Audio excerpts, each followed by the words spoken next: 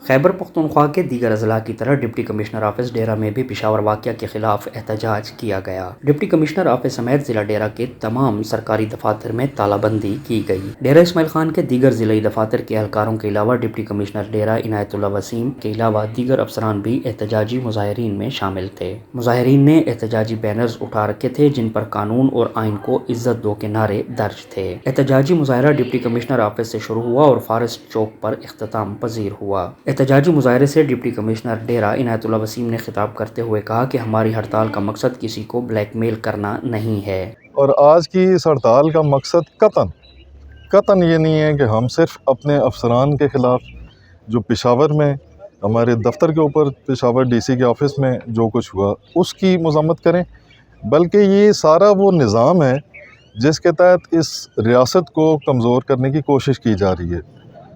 یہاں جتنے لوگ کھڑے ہیں یہ سارے میرے سمیت ریاست کا چہرہ ہیں، اور ریاست میں دو ہی چیزیں ہوتی ہیں، ایک شہری اور دوسری ریاست، اور ادارے وہ چہرہ ہوتے ہیں کہ جو عوام کو یعنی شہری کو اس کے حقوق کے تحفظ کے لیے اپنی خدمات سر انجام دیتے ہیں۔ میرے جیسے آپ جیسے باقی سارے لوگ جو ہیں وہ سارے اس نظام کا حصہ ہیں۔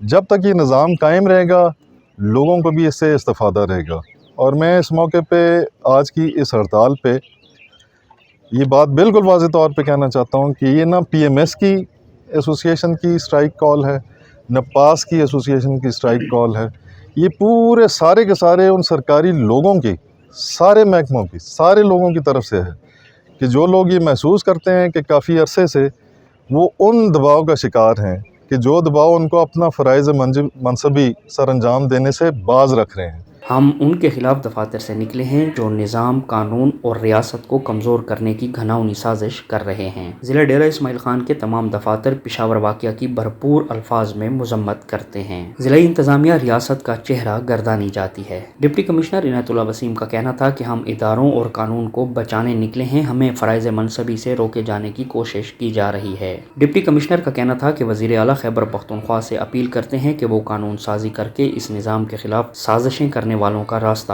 روکیں۔ ہمارے احتجاج اور ہڑتال کا مقصد صرف اور صرف ریاست کی بقا ہے۔ ایپکا ڈیرہ اسماعیل خان کے جنرل سیکرٹری نجف شاہ بخاری اور جنرل سیکرٹری پٹواریان مظہر زیدی نے بھی اپنے خطاب میں پشاور واقعہ کی شدید الفاظ میں مذمت کی۔ ہم آج اپنے افسران بالا کے ساتھ اس افسوسناک پشاور کے واقعے کے لیے اس لیے ٹھہرے ہیں، جیسے ڈی سی صاحب نے فرمایا ہے اپنے خطاب میں، کہ ہم یہ چاہتے ہیں کہ آئین میں ایسی ترامیم کی جائیں کہ جس سے تمام اہلکاروں کو تحفظ ملے۔ اس تحفظ سے، کیونکہ یہ جتنے بھی اہلکار ہیں، سرکاری اہلکار، یہ پاکستان کے استحکامت کی اکائی کی حیثیت رکھتے ہیں۔